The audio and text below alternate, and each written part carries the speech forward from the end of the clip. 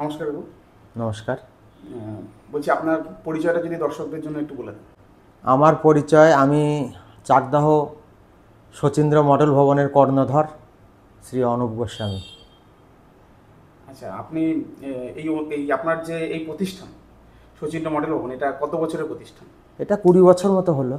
আচ্ছা, এর আগে আপনি কোথায় কাজ করতেন যদি একটু- কলকাতা কুমোরটুলিতে।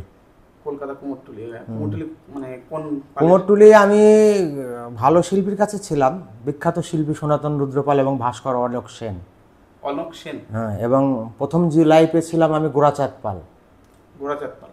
আচ্ছা, ওনার নামও তো আমরা শুনেছি। হ্যাঁ, গোরাচাঁদ পালের ওখান থেকে আমি মোটামুটি কাজ শিখে বেরোই। তারপরে মার্কেটে বিভিন্ন জায়গায় বহরমপুর যামিনী পাল এসব বড় বড় আর্টিস্টের সঙ্গে আমি সঙ্গ করেছি আর কি, দিয়েছি। এবং বিভিন্ন কলকাতার বিভিন্ন আর্টিস্ট, মানে কলকাতাতে আমি ছিলাম অনেক দিন। তারপরে আমার দেখলাম যে আমি নিজে অনেক সনাতন রুদ্রপালের ঘরের হেড ছিলাম, অলোক সেনের ঘরেরও হেড ছিলাম। মানে যেখানেই যেতাম আমি ভালো ভালো সব আমাকে ওখানকার মালিকরা বড় বড় জায়গার দুর্গাগুলো আমাকে দিয়ে করাতো। আচ্ছা, তারপর আমি দেখলাম যে নিজে কিছু করা দরকার। হ্যাঁ, কেননা এখানে আমার কোনো পরিচিতি থাকছে না। তারপরে আমি আস্তে আস্তে আমার গোবিন্দেরই কৃপা, রাধারানীর কৃপা, আস্তে আস্তে আমি একদিন প্রভুর কাছে বললামই, প্রভু এভাবে যদি আমার একটা কারখানা হতো। দেখলাম যে কিছুদিনের মধ্যে আমার কারখানা বাড়িতে আস্তে আস্তে একটা দুটো মডেল করতে করতে, বাড়িতে কাজ করতে করতে আস্তে আস্তে আমি জমি নিয়ে আমি এই মিউজিয়াম তৈরি করেছি চাকদাহে, শচীন্দ্র মডেল ভবন। আচ্ছা। তা আপনি যে বললেন যে ভাস্কর সনাতন রুদ্রপাল, আমরা তো দেখলাম যে তিনি আগের বছর পুরস্কার পেয়েছেন, পদ্মশ্রী পেয়েছে। পদ্মশ্রী পেয়েছেন। তো আপনি যদি একটু তার সঙ্গে কোনো স্মৃতি আমাদের সঙ্গে শেয়ার করেন, যে মানুষ হিসাবে তিনি কেমন, শিল্পী যথেষ্ট হিসাবে ভালো কেমন? মানুষ, শিল্পীও ভালো। উনি অনেক কলকাতার সমস্ত বড় বড় মূর্তি তৈরি করা। আমি তো দুর্গা ঠাকুর করতাম না, আমার সমস্ত মডেলের বিজনেস। আমার কাজ হল, আমার মিউজিয়ামটা ঘুরে নিশ্চয়ই দেখেছেন এবং দর্শকের কাছে দেবেন তুলে। আমি আমার এখানে পাথর, ব্রোঞ্জ, ফাইবার ইত্যাদি দেশে বিদেশে, আমার বিদেশেও ফাইবারের দুর্গা মূর্তি টুর্তি যায়, বিভিন্ন দেশে গেছে। এবং আমি পাথরের বা ফাইবারের বা স্টোন ডাস্টের, সিমেন্টের বিভিন্ন ধরনের মূর্তি এবং পার্ক ডেকোরেশন, বাড়ির ডেকোরেশন, মন্দির ডেকোরেশন, আমি এই সমস্ত কাজ করি।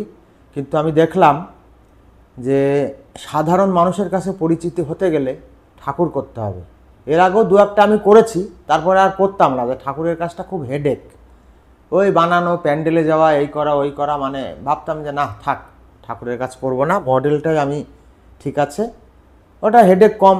পার্টি কাস্টমার অর্ডার দিয়ে গেল, কাজ করলাম, নিয়ে চলে গেল, কোনো ব্যাপার নেই। আর ঠাকুরটা এখানে বানালে এই ঠাকুর নিতে যায় ভাঙা, এই প্যান্ডেলে যাও, প্যান্ডেলে যায় আবার একটা মানে খুব সেটিং করতে হয়, খুব দুশ্চিন্তার মধ্যে থাকতে হয়, যার জন্য ঠাকুর করতাম না। তা আমার এবছরে আমার মনে হলো যে আমি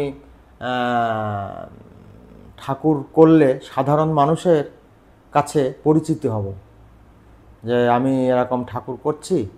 তা এবার পরিচিতি হতে গেলে প্রথমেই তো আর সমস্ত বড় বড় ক্লাব আমাকে দেবে না, যেহেতু আমার একটা ব্যানার, নাম করা ব্যানার কিছু নেই। তা আমি আইটিআই, কল্যাণী আইটিআই একটা আমাদের পশ্চিমবাংলার বড় নাম করে এবং পৃথিবীর মধ্যে একটা ভালো জায়গা পেয়েছে, কল্যাণী আইটিআই করেছে দুর্গা পুজোতে। তা কল্যাণী আইটিআইয়ের অর্ডারটা আমি নিলাম এবং তারপরে Kalyani central park, Kalyani ITI এবছরে 2025-এর এবছরে মোটামুটি ভালো এই করেছে। কেউ কেউ বলছে যে কলকাতা 35টা সেরা পুজোর মধ্যে একে, আবার কোনো চ্যানেল থেকে বলছে কলকাতা সেরা পুজোর মধ্যে 2 নম্বরে আছে। তা কল্যাণী আইটিআই একটা ভালো জায়গায় আছে, ঠাকুরও করেছে, কিন্তু ঠাকুরের কিছুটা গয়না দিয়ে ঠাকুরটায় কিছুটা মার খেয়ে গেছে। কারণ গয়নাগুলো আমি আগের থেকে বলেছিলাম যে ফ্রেন্সি গয়না দিতে, কিন্তু ওই ঠাকুরের ওই ধরনের গয়না চলে না, ঠাকুরটা ঢেকে গেছে, যার কারণে ঠাকুরটা একটু ঝাড় খেয়ে গেছে। গয়নাগুলো যদি ফ্রেন্সি গয়না হতো বা হতো, হ্যাঁ, তাহলে ঠাকুরটা আরও সুন্দর হতো। আর কল্যাণী সেন্ট্রাল পার্কেরটা কল্যাণী পৌরসভা থেকে ফার্স্ট করেছে, কল্যাণীর মধ্যে সেরা প্রতিমা।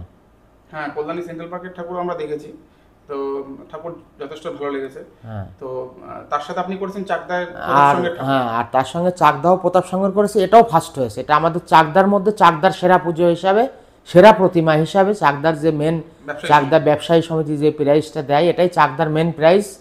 সেটার থেকে চাকদাহ ব্যবসায়ী সমিতির থেকে আমাদের চাকদাহ প্রতাপ সংঘের প্রতিমা ফার্স্ট হয়েছে। ওরা ভীষণ খুশি, সবাই খুশি। আমার ITIও খুশি, ITIও বলেছে এরকম ঠাকুর আমাদের ভীষণ পছন্দ। সেন্ট্রাল পার্কের তো তারা খুবই খুশি, সবাই খুশি।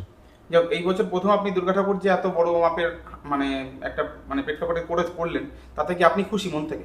হ্যাঁ, আমি খুশি বলতে এবছর করেছি। এবছর তো সেরকম কিছু আমার উপার্জন কিছু হয়নি, করেছি মোটামুটি একটা আগামীতে প্রস্তুতি নেব আগের থেকে, যাতে 2-4টা আরও বেশি করতে পারি। খুব বেশি করব না, কারণ আমি ঠাকুর ওই পালমশাইদের মতো এক গাদা করলাম করলাম ওইসব নয়। আমি আর্টিস্ট, আমি মডেল তৈরি করি, আমি বিভিন্ন স্ট্যাচু করি, তার মধ্যে দিয়ে 2-4টে ঠাকুর আমি মেন আগামীতে চেষ্টা আছে কলকাতাতে, দেখি কলকাতায় যদি বড় কোনো ক্লাবের 2-1টা পাওয়া যায়। কারণ কলকাতার সমস্ত বড় বড় ক্লাবে আমি কাজ করেছি, সেটা তো আমার ব্যানার ছিল না, সেটা ছিল আমার মালিকের ব্যানার। কিন্তু ঠাকুরগুলো আমার হাতে তৈরি হয়েছে, আমি করেছি, কিন্তু সেগুলো তো আর বলা যাবে না, সেগুলো তার ব্যানারে গেছে, তার ডিরেকশনে গেছে। কিন্তু আমার তো ডিরেকশন, আমি নিজে করলে আমার নিজের মতো হবে, এটা আমার নিজের পছন্দের মতো আমি করব। তা আগামীতে চেষ্টা করব যে কলকাতার যদি 2-1টা বড় ক্লাব পাওয়া যায়, আরও এদিক ওদিক দিয়ে বেশ কয়েকখানা, তা আগামীতে ইচ্ছা আছে। আমি নতুন একটা কারখানাও করেছি দুর্গা ঠাকুরের জন্য অনলি, আর এটা তো আমার মিউজিয়াম, আমার মডেলের তা আগামীতে চেষ্টা আছে, দেখা যাক কি হয়, প্রভু কি করেন। তা এই যে আপনার যে কর্মজীবন, এই কর্মজীবনের যে এখন আজকে হচ্ছে 2025 সাল, আপনি যদি একটু আমাদের কাছে শেয়ার করেন যে আপনি কত বছর ধরে এই কর্মের সঙ্গে যুক্ত আছেন? আমি আমার নিজের যখন 18 বছর বয়স, আমার কর্মজীবন, আমার বাবা একজন হাই স্কুল শিক্ষক ছিলেন, দাদারা সবাই চাকরি বাকরি করে, কিন্তু ছোটোতে আমার প্রচণ্ড এই নেশা ছিল। মানে আমার যখন 1.5-2 বছর বয়স, আমি সবে হাঁটতে শিখেছি। আমাদের বাড়িতে দুর্গাপুজো, বিভিন্ন পূজা হতো, পালমশাই ঠাকুর বানাতে আসতো, ওদের সঙ্গে ওদের থেকে মাটি নিয়ে আমি ঠাকুর বানাতাম, বাবা বকাবকি করতো। তখন আমার 2 বছর বয়স, তখনই আমি কি করতাম, ওই ইটের উপরে মহাদেব বানিয়ে বা ঠাকুর বানিয়ে ঘরের থেকে হলুদ নিয়ে এসে, গাছের পাতা, সবুজ চুন এইসব দিয়ে ওই কাঁচা মাটির মধ্যে রং করে, এরকম মানে আমার আসলে প্রতিভা, এটা আমার জন্মগত প্রতিভা। আমার বাবা আবার কুষ্টি লিখতেন, উনি একজন পণ্ডিত ব্যক্তি ছিলেন হাই স্কুলের। তো বাবা কুষ্টি লিখতেন, বাবা গণনা করে দেখলেন আমি আগের জন্মে শিল্পী ছিলাম। শিল্পী ছিলেন এটা মানে?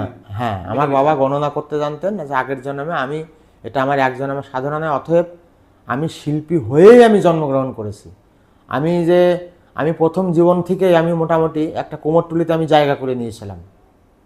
কুমোরটুলিতে যে আমাকে টপ লেভেলের শিল্পীর মধ্যে বা 2-4 জনের মধ্যে একজনে আমি, এই হিসাবে আমি আমাদের যে কারিগর সমিতির একটা জায়গা আমি করে নিয়েছিলাম।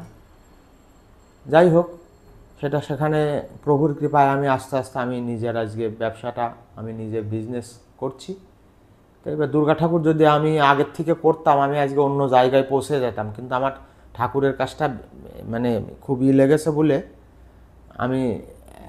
আমার যে লাইফটা, যেটা আমার ইয়াং বয়সটা অনেকটাই চলে গেছে, তখন থেকে যদি শুরু করতাম আজকে আমার একটা অন্য পজিশন হতো, যে কলকাতার বুকে বা পশ্চিমবাংলার বুকে একটা সবাই নাম থাকতো যে শিল্পী অর্ণব গোস্বামী অনেক, কিন্তু এখন তো সেটা হয়নি। যাই হোক, আগামীতে দেখা যাক কতদূর কি করা যায়, সব ঈশ্বরের কৃপা, ঈশ্বরের ইচ্ছা। 18 বছর থেকে বয়স থেকে শুরু করেছেন, আপনার এখন বয়স কত? আমার এখন বয়স 57-58। তাহলে বলতে পারি যে আমরা যে আপনি 40 বছর ধরে এই শিল্পকর্মের সঙ্গে যুক্ত। 40 বছর ধরে আমি শিল্পকর্মের সঙ্গে যুক্ত। তার মধ্যে 20 বছর আমার এই নিজের বিজনেস, আর 20 বছর আমি মানে বিভিন্ন কুমোরটুলিতে আপনি যুক্ত ছিলেন, কলকাতায় কাটিয়েছি নামকরা সব শিল্পীদের সাথে, সব পশ্চিমবাংলার নামকরা শিল্পী। তাদের কাছে তারা আমাকে 1 বছর আগে টাকা দিয়ে বুকিং করে রাখতো, অর্ণব গোস্বামী আমার কাজ করবে, এভাবে। মানে আপনি চুক্তিবদ্ধ থাকতেন যে 1 বছর আপনি অন্য কোথাও কাজে যাবেন না? না, আমি 2টো শিল্পীর কাজ করতাম। আমি সনাতন অলোক সেনের করতাম প্রথমে, মোহাম্মদ আলী পার্কের, শিয়ালদা লেবুতলা পার্কের এসব দুর্গা ঠাকুর আমার হাতে হয়েছে। তারপরে সনাতন রুদ্রপালের সিজনে এসে করতাম, জগদ্ধাত্রী পুজো পর্যন্ত ওনার করতাম। ওনারও সব বড় বড় জায়গার ঠাকুর হয়। যাই হোক, আমরা খুব এই যে সনাতন রুদ্রপাল আমাকে ডেকে এদিন উনি যে একটা করলেন, এই যে আমাকে এই ট্রফিটা দিয়েছেন, হ্যাঁ, এটা সনাতন রুদ্রপালেরই দেওয়া। আচ্ছা, এটা কি হিসেবে দিল? এটা দিয়েছে উনি শিল্পীদেরকে একটা সম্মান জানিয়েছে। ওরাও শিল্পী যারা সৃষ্টি করে, হ্যাঁ, তা আমরা তো ওখানে সৃষ্টি করি, তা সনাতন দত্ত পাল নিজেদের ঘরের বিভিন্ন, তা আমি তো ওনার ঘরে বহুদিন ছেড়ে দিয়েছি, তবু আমাকে নিমন্ত্রণ প্রতি বছর ওনার ঘরে বাসন্তী পুজো হয়, প্রতি বছর নিমন্ত্রণ করেন। আমার সঙ্গে খুব ভালো সম্পর্ক এখনো, উনি আমাকে খুব ভালোবাসেন, আমি ওনাকে ভীষণ শ্রদ্ধা করি। তাহলে আমরা এটা ধরতে পারি যে আপনি অনেক কিছু তার কাছ থেকে শিখেছেন। হ্যাঁ, না আমি শিখিনি, আমি শিখেছি বিভিন্ন শিল্পীর থেকে, কিন্তু ওখানে আমি শিখা বলতে ওখানে আমি নিজে কাজে গেছি, আমি শিখেই কাজে গেছি। ও মানে শিখে ওখানে কাজে গেছেন। হ্যাঁ। আচ্ছা আচ্ছা। শিখে আমি কাজে গেছি। তো আপনার যে শিক্ষাটা আমি বললাম আমার জন্মগত প্রতিভা, আমাকে কেউ কোনোদিন ওইভাবে আমাকে হাতে ধরে শেখায়নি। দেখে দেখে শিখেছেন। হ্যাঁ, অটোমেটিক আমি কোথায় কাজ করেছি নিজে জ্ঞান, একটা শিল্পত্ব, মানে সেটা এটা কাউকে দেখা যাবে যে সারা জীবন বয়ে গেল কাজ শিখতে পারলো না, আর অল্পতেই কাজ ধরে নেওয়া, এটা এক জন্মে যে কোনো শিল্প, একজন যদি সঙ্গীত শিল্পী হয় সে এক জন্মে সাধনায় তার কণ্ঠ পায় না, শিল্পী পায় না, তেমন আমাদের এটাও তাই, এক জন্মে হয় না, এ বড় সাধনার জিনিস, সাধনা করতে করতে তবে একটা হাতের কাজ। যেটুকু আমি শিখেছি, আমার চেষ্টা ছিল যে আমি জীবনে কিছু শিখবো বা করব, হ্যাঁ, এইবার সেই হিসাবে শিখেছি। সেই জায়গাতে হয়তো আমি পৌঁছতে পারিনি, কারণ আমার নিজের অতটা মানে নিজের একটু অনেকটাই অবহেলা, আমি কোথাও যাইও না, যোগাযোগও করি না, আমার এখানে বসে যা হলো হলো, কাস্টমার আসলো, কোনো জায়গায় আমি যোগাযোগ করি না, কিন্তু করতে হবে, না করলে পরে লোকে চিনবে না, জানবে না। এই যে এইবার যেমন ITIয়ের প্রতিমা করলাম, সেন্ট্রাল পার্কে করলাম, মানুষ কিছুটা হলেও দেখেছে যে শিল্পী অনব গোস্বামী কাজ করেছে, প্রচার হয়েছে। এবার পরিচিতি ব্যাপারটা কাজ না করলে আসবে না। আর দুর্গা ঠাকুর করলে পরে কি হয়, আমাদের এই দুর্গা উৎসবটা আমাদের একটা বাঙালির বা ভারতবর্ষের বলতে পারে সনাতন ধর্মের একটা বৃহৎ উৎসব দুর্গা উৎসব, এবং বিশেষ করে বাংলার একটা বৃহৎ উৎসব দুর্গা উৎসব। এই দুর্গা উৎসবে সমস্ত লোকজন বাইরে বেরোয়, প্যান্ডেলে প্যান্ডেলে যায়, ঠাকুর দর্শন করে, প্যান্ডেল দর্শন করে, তার মধ্যে দিয়ে কোন শিল্পী কোথায় কী কাজ করলো সাধারণ মানুষের কাছেও একটা পরিচিতি হওয়া যায়। যেমন সনাতন রুদ্রপালকে সবাই চেনে, কলকাতার সনাতন রুদ্রপালকে নাম বললে সবাই চেনে, সনাতন রুদ্রপালের ঠাকুর। হ্যাঁ, সেই হিসাবে এবার একটা শিল্পী হিসাবে মানুষ চিনবে, জানবে, এবার সেই জন্য ধরেছি, দেখা যাক কি হয়, সেটা আমার গোবিন্দের কৃপা। স্টুডিওতে আসতে গেলে মানুষ কিভাবে আসবে, মানে চাকদা প্ল্যাটফর্মে নামলো?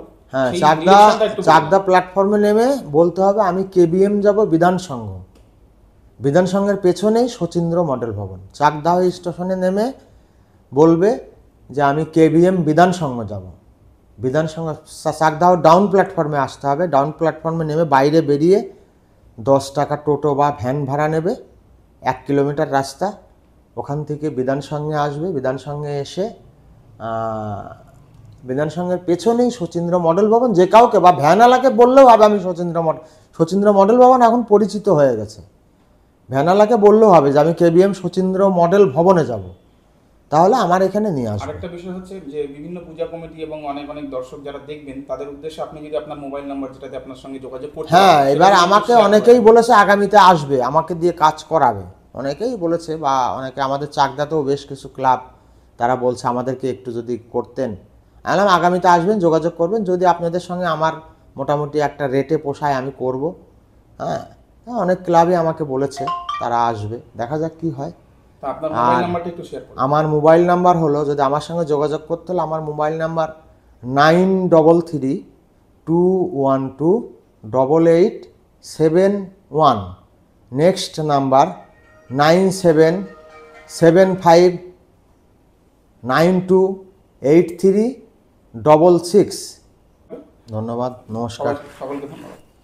সবাইকে, আমার দর্শকবৃন্দদেরকে আমার শুভেচ্ছা, বিজয়ের শুভেচ্ছা, অভিনন্দন এবং নমস্কার।